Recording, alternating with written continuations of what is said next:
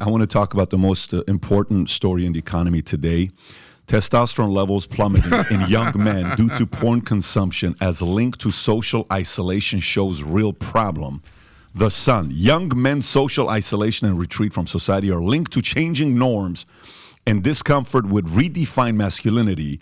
However, studies indicate that plummeting testosterone levels in young men, possibly influenced by excessive porn consumption, may also contribute to their desire to separate from society. Testosterone levels play a crucial role beyond sexual desire, impacting body and facial hair, muscle mass, bone density, fertility, mood, and social anxiety. Excessive consumption of pornography is associated with low reproductive hormone levels in men, which can contribute in reduced testosterone levels and potential social isolation. Natural way to boost testosterone level include improving sleep quality, getting sunlight exposure, and taking vitamin D supplements, consuming omega-3 fish fatty acids, and engaging in strength training exercises. Last night, I had a great time with these guys at Fresh and Fit with Myron. You guys are freaking amazing at what you do.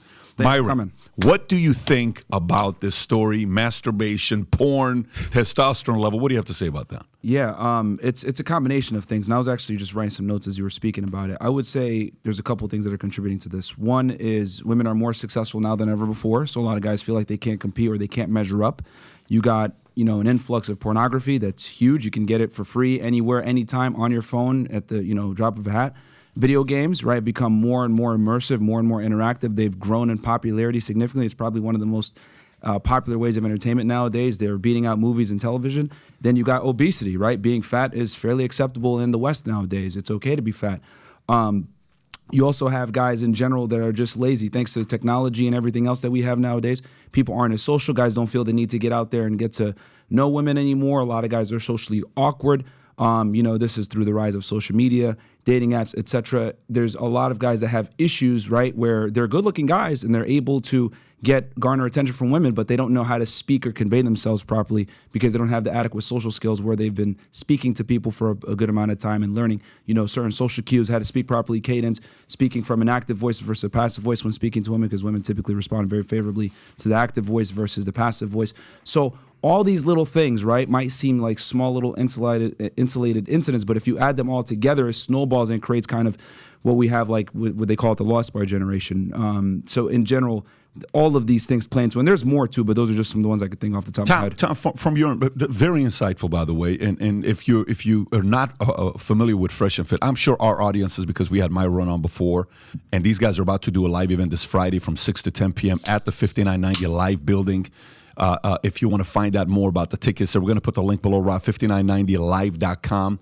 This Friday, Adam, Fresh and Fit. Very weird dynamic with Tom. There's going to be a lot of ladies there. There's going to be a very different kind of messaging, but you're going to be entertained. And maybe if you brought Tom, that would change Myron the dynamics. and Walt. Tom, no offense. I'm going to pick Walt. Myron Is Walt going to be there? Because Walt is in love. He's going to be there. I don't want I'm going to drag him away. Yeah. I don't want to drag him away. Tom, what are your thoughts? Because you and I are from a different generation. We got we got two generations here is what we got, right? If we really think about it, porn back in the days when you were 14, okay, that's VHS. That's the kind of stuff that's kind of like, hey, dog, what do you got? What he's doing, like all those sounds going to come in there. Newspaper versus clippings. Today. What do you know from like your perspective on how bad porn can be for young boys? Well, first of all, what Myron is talking about social isolation, and we have become a socially isolated society. So I'm going to touch porn last, but I'm going to touch this touch first. Everything, Tom. Oh, brother. Here we touch go. it, Tom. I said the word. But what he brought up was video games and the internet itself makes us more isolationist for entertainment, and it's immersive and it's distracting, and hours of a session go by.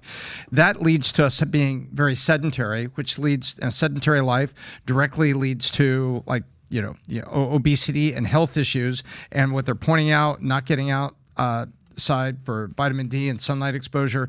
And there's a couple of great programs that were like the challenge, like 60-day programs, and part of that program is 60 minutes outside taking a walk around lunch, brisk walk, getting sunlight.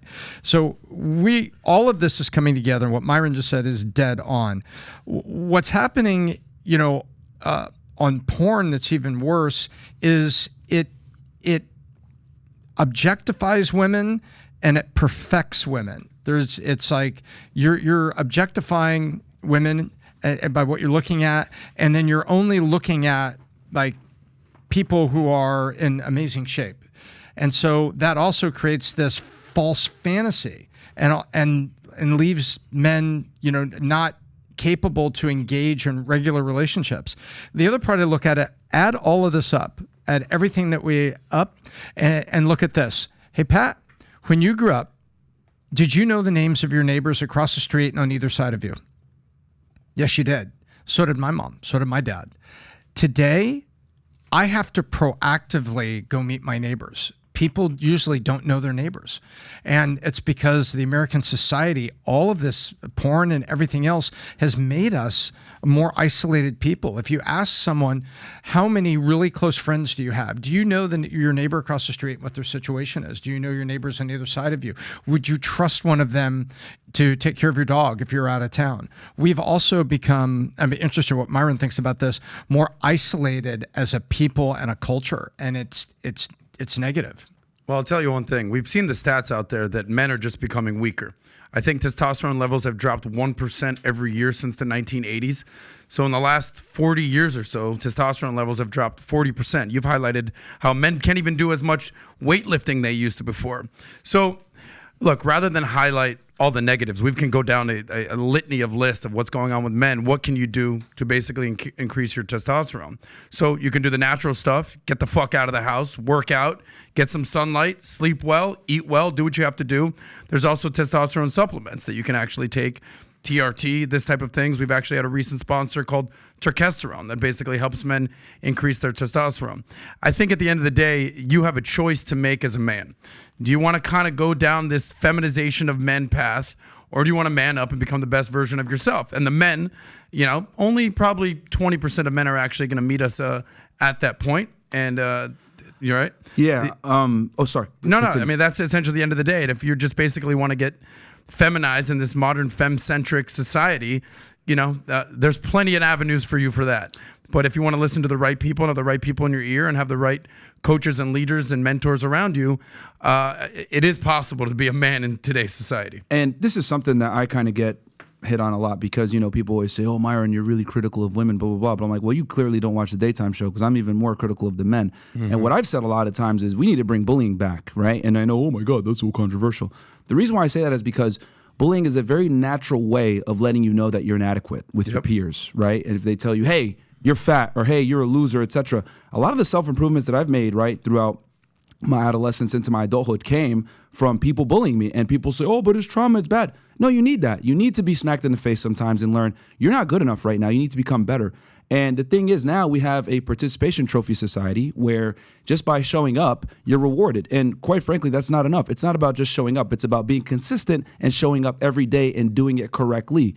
But we live in this world nowadays where people, quite frankly, are soft, right? When I say things like, stop being, I don't want to swear, right? Because we're in the morning. Stop being a pussy, right? They're like, oh, you're misogynistic, you're toxic, hater, bro. toxic, blah, blah, blah. Yeah. No, men need trauma to grow. They need it, right? I've always said trauma builds men, but it destroys women. And the reason for that is because by the time you're old enough and you want to actually date a woman, etc., she's looking for those battle scars. She's looking for you to have that experience. She's looking for you to have beaten that adversity. She's looking for you to have made yourself into something. The only way you're going to be made into something is by going through something. Mm-hmm. And, quite frankly, we live in a society now where the guys are just soft. My brother, for example, right? Going back to the college thing that you guys were talking about before. I was at his graduation last week. I had to take a few days off to go up to Connecticut. And Southern Connecticut State University, that's where he graduated from. And during the speech, right, they were talking about being all-inclusive and, oh, yeah, this is a happy, harmonious campus and all this other crap.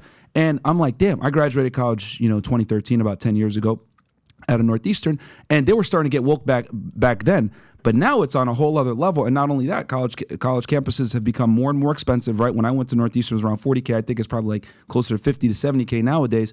So you got all these things working in tandem to, quite frankly, make men weak, right? We have this soft-ass society where we're not telling them that they need to actually go out there and achieve and become somebody. And then we also have the video games, the obesity, the mediocrity being socially accepted. Oh, it's okay. You're fine the way that you are. No, it's fucking not okay. The only people that are accepted however they come are women, not men. You must become a somebody as a man. And I think that's why our podcast becomes so popular, because we're telling guys there is a burden of performance. You have to go out there and do something. Being fat is unacceptable. Being stupid is unacceptable. Being mediocre is unacceptable. You can't be saved like a woman can for being pretty. You must get out there and become a fucking somebody. But the problem is that we don't bully the guys enough. We don't tell them that they're losers. We don't tell them that they're fat. We don't tell them that they're stupid. We need to go back to letting people know that they're inadequate, and then they'll go ahead and measure up. You know, it's wild that he's saying this. Somebody could be listening to this and saying, what kind of a freaking message is that? I grew up bullying and this, that. But I will tell you, over the years,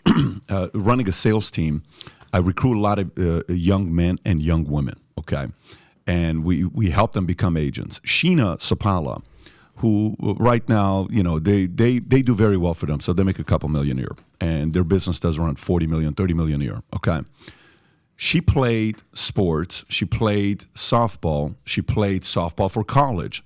And she just got inducted to the Hall of Fame of her high school in Sacramento. Oh, wow. Congrats, Sheena. Yeah. Congrats. And you know what's crazy?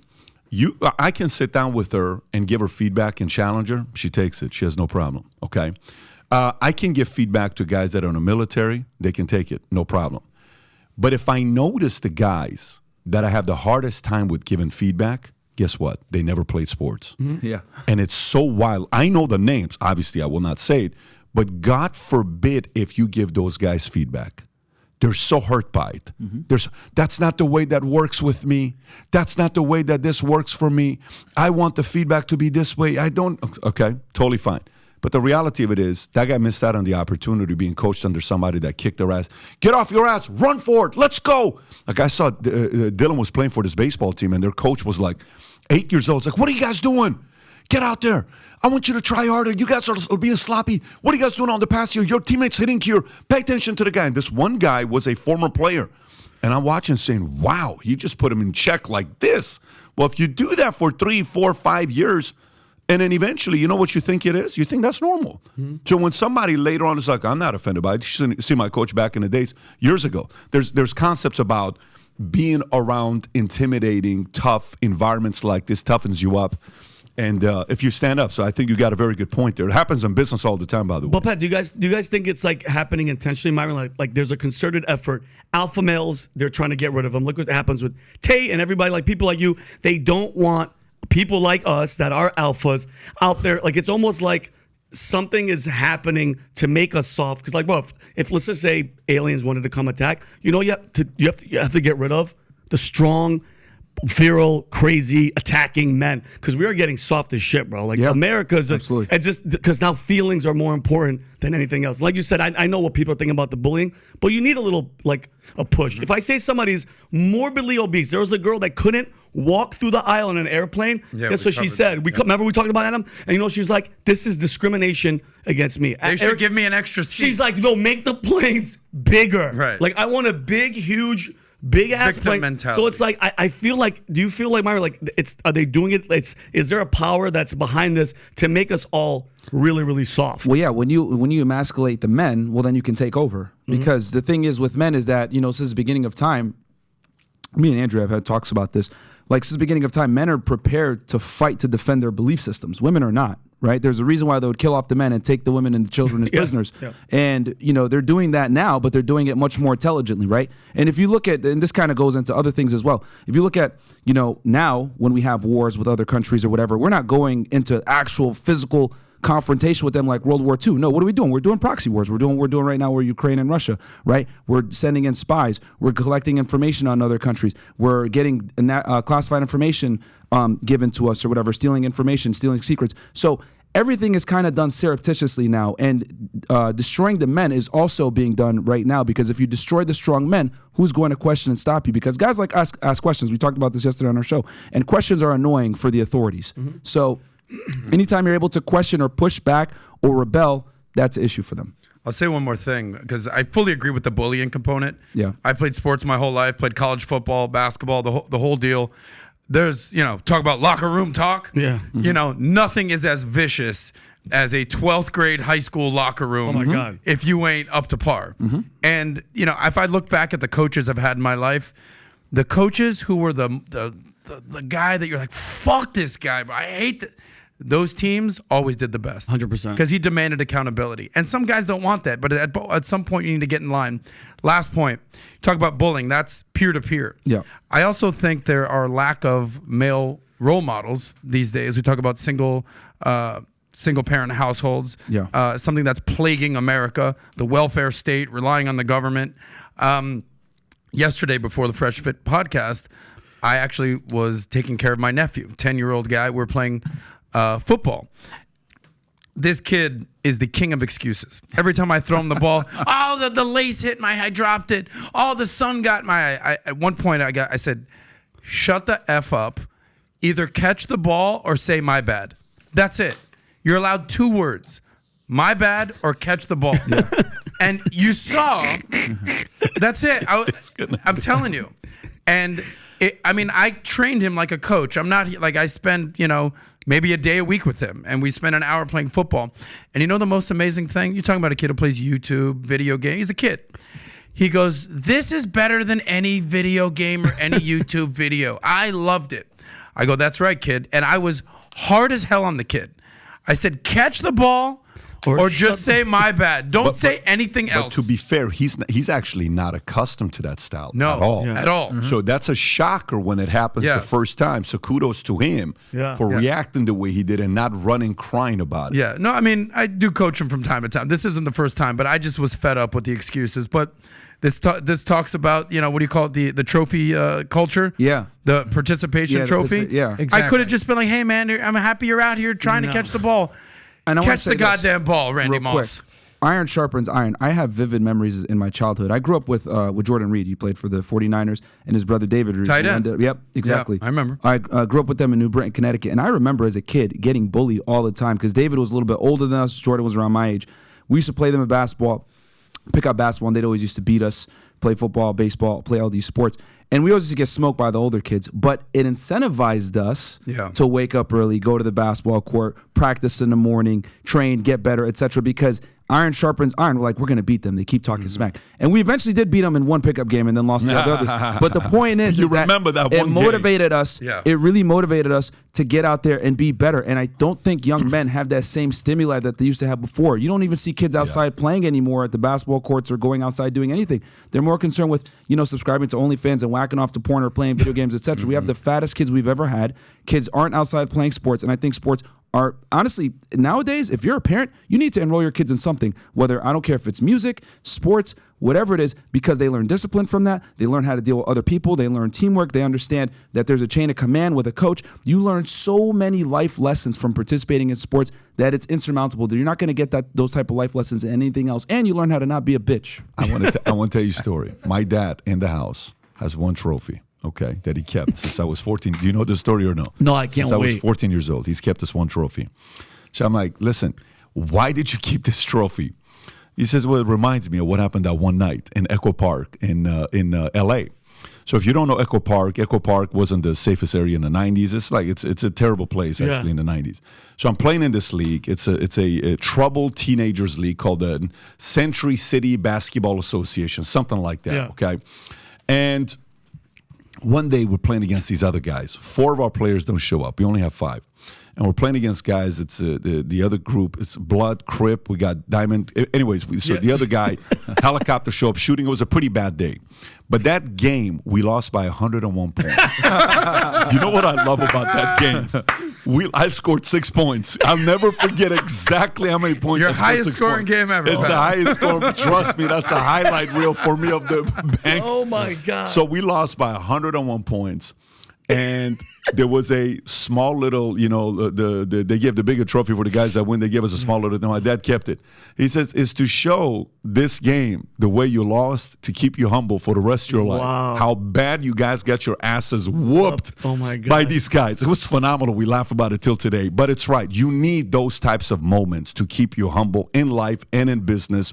If you don't, a fall is coming around. We need to bring that trophy and put it right here on the mantle. That trophy is one of the most important trophies. One more thing I want to say, too, about why sports and activities are so important, especially for guys in their adolescent years, women, too, is because it keeps you away from doing stupid things. I can't tell you how many times I was offered weed growing up as a kid, or hey, you want to go drink, or you want to do something stupid, and I always said no. Why? Because I had to go play basketball. Or when I was in college, I was a Division I athlete. I was a rower. That kept me away from doing a lot of stupid things. I never smoked weed in my life. Didn't drink like that in college. Didn't party like that because I knew I had to be up at 5 o'clock in the morning to train on the Charles River. So, like, sports creates discipline, which then forces you to not be involved in a lot of stupid things that can get you jammed up. So if you like this clip and you want to watch another one, click right here. And if you want to watch the entire podcast, click right here.